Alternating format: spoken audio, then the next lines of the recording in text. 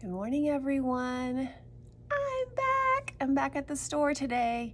I received news yesterday that my COVID-19 test came back negative, so I am free to move about a little bit more than I had been in the last few days. It was a huge blessing. The test results came back quicker than I expected, and obviously the fact that they were negative was exciting too. So I am feeling much better from the sinus infection or whatever it was that I was dealing with, and I am excited to be back at the store today. So I hope you come and see me.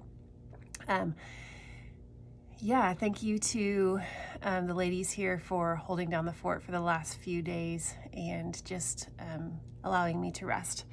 Speaking of rest, Carol sent me this devotional this morning, and I think that's probably something that we all need to hear because it involves rest. So I'm going to share it with you. It is not from a devotional book, but it's from an excerpt from a book by Anthony Evans, who is the son of Tony Evans, the writer, and Anthony Evans is a singer, a gospel singer. So that'll make more sense when you hear it.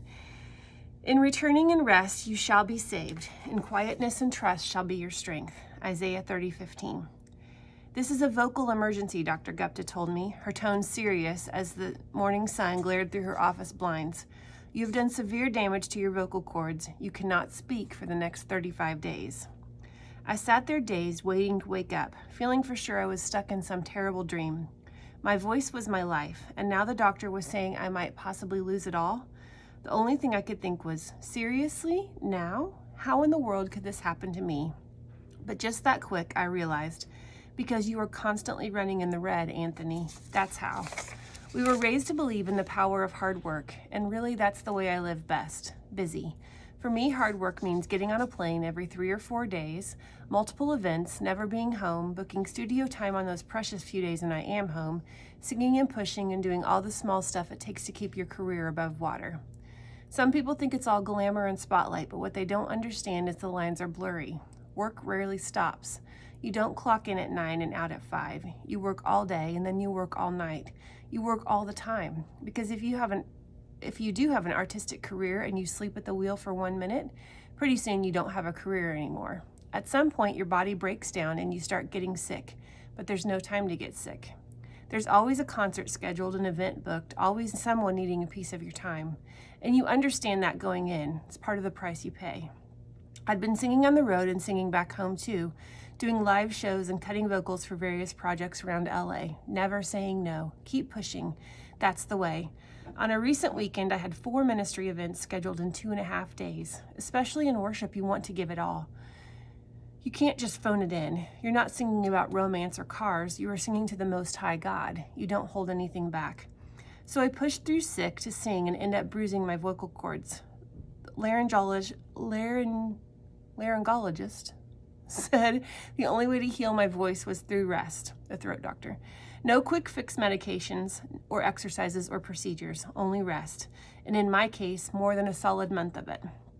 Injury is the rest you are forced into when you fail to observe the value of rest. And it's always ill-timed and inconvenient. No singing, no talking. Do you know how much I talk on a daily basis? Not only could I not do the things that earn my living, I couldn't do much of anything. I had to cancel performances, cancel plans, cancel a show in Hawaii. I sat in my apartment, lonely and bored, waiting for the verdict on my voice. After further tests and scopes, Dr. Gupta informed me that I was prone to injury due to capillaries in my vocal cords that easily rupture. If I kept pushing, it could permanently damage my voice. If I wanted to continue singing professionally, she suggested laser surgery to repair the capillaries, along with major changes to my daily schedule. I was like, wait, did you just say surgery? You want to do an operation on my throat? In fact, this news from Dr. Gupta came right before I received this book deal. As I work on this book titled Unexpected Places, I find myself in an unexpected place, totally shut down and stuck on the sidelines as my friends and music speed by, continuing to tour and do what they were called to do. Like I mentioned earlier, I'm still a big attention deficit kid. I would never be able to sit still long enough to go deep enough to write the stories of my life unless I was forced to sit in silence, unless I couldn't do anything but sit at my laptop and write. Truly, the Lord works in mysterious ways. Back when I was growing up in Dallas, Highway 75 was only 4 lanes and it was always slow and packed with traffic. One day, the city announced they were expanding 75 from 4 lanes to 8. But in order to expand, first they had to shut it down. It was more than annoying for a while, but the end result was a highway that could handle the city's growth. That's my hope, that God had to shut me down to expand my capacity and prepare me for a new season of growth, whether it's in my career or my spirit or both. That's what I pray as I sit alone in my living room while my mind fights anxious thoughts. In the Bible, wisdom and revelation often come from places of silence and rest. God rested from his work. Jesus often withdrew to lonely places to be still. Why do we not value rest, especially in ministry? Why do we always think more is better? The power isn't always in pushing through. Sometimes it's in the rest. When you recover from this injury, you're going to have to readjust the way you do work in life, Dr. Gupta warned. You will have to redefine what is normal to you.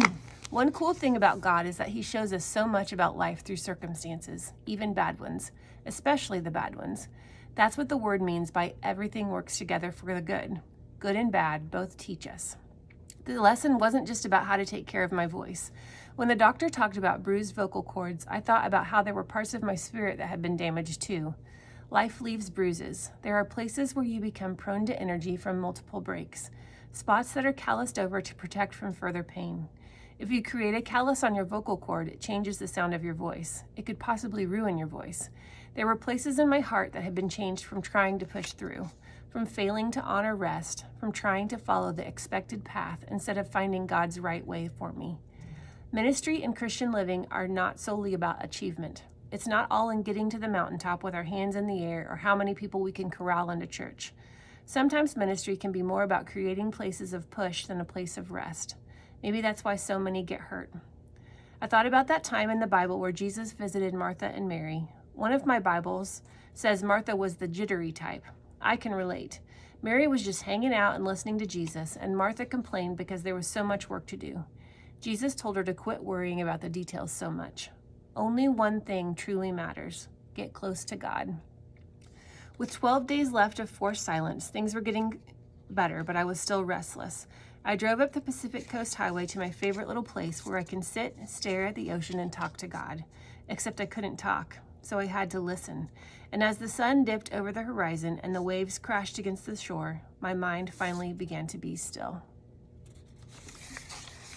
Have you been burning the wick at both ends? Are you taking the time to be quiet with the Lord, or are you maybe headed for a forced rest by injury or illness? That's always ill-timed and inconvenient, so take a break. Well, I know what that feels like, and mine wasn't very long. Probably I should take more time. I will have a vacation in a couple of weeks, but sorry, this devotion's getting long today, but take some time to rest before it's forced on you, because it won't be when you choose if it just happens. So rest in God today. He's got great plans for you, and he designed our bodies for rest. Have a great day. It's great to be back at the store. Bye.